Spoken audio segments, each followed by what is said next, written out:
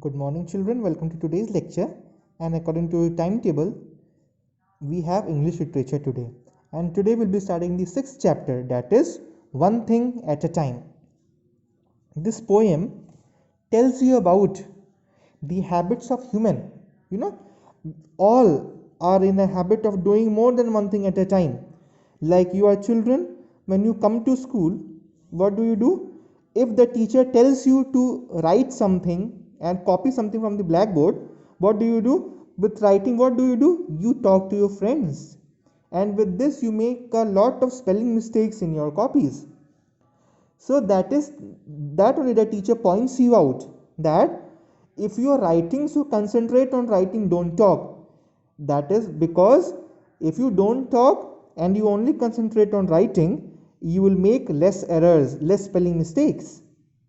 So I have given you a very simple example. With this you can understand very easily that we should do only one thing at a time.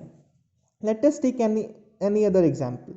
Suppose you are cooking, suppose your mother is cooking something, okay, and by the time she goes to wash the clothes, wash your clothes.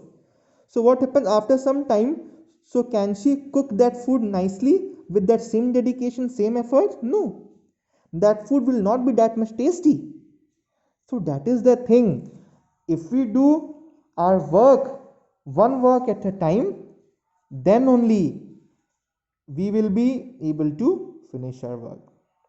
Okay, let us start the poem now. Work while you work, play while you play. That is the way to be happy and gay. The poet is telling here that work while you work, at the time when you are working, so work at the time, and at the time when you are playing, play at the time. The time at which you are working, work at that time with full dedication, and the time at which you are playing, play with full happiness. Okay, so don't, while working, don't think of playing, and while playing, don't think of working or studying. Okay, this is the way to be happy and gay, and if you follow this thing, then only you will be happy and everything will be very nice to you. Okay, do with your might, see the next line, do with your might, things done by halves are never done right.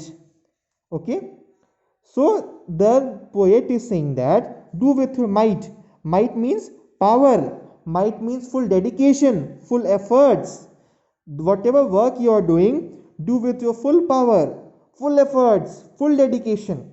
Okay, and here it is saying that things that are done by halves, it means, when you do things with half mind or lost mind, so those things cannot be correct, those things are never done right. Okay, like example I have given you of your mistakes in your copy.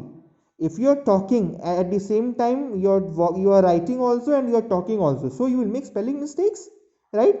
So that thing will not be done nicely. Here also the poet is saying that whatever you are doing, do with your full power, full efforts, full dedication, because the things that we do by half mind, or if we do more than one work at a time, so that the work that we will do, whatever work we will be doing, we will not do that work nicely. One thing at a time, and that done well, is a very good rule, as many can tell.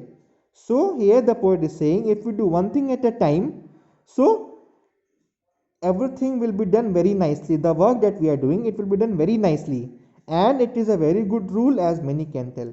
And this is the thing many people tell, that if we do one work at a time, then only uh, our work will be good, we will do good work. Okay, and we will not make errors, and we will be satisfied with our work, and other people also will be satisfied with our work.